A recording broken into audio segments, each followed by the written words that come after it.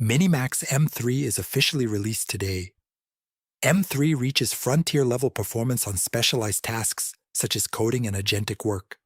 It uses MSA, Minimax Sparse Attention, a new attention architecture proposed by our team, and supports ultra-long context windows of up to 1 million tokens.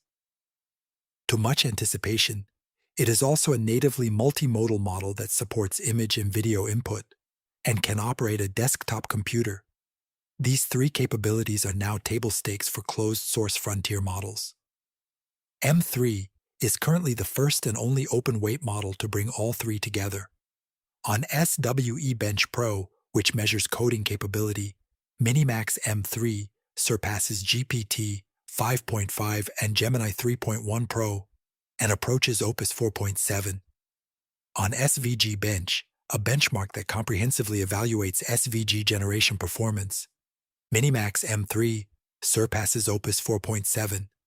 On OmniDoc Bench, a multimodal benchmark, Minimax M3 scores above Gemini 3.1 Pro. On ClawEval, an end-to-end evaluation framework for autonomous agents, Minimax M3 achieves the highest score.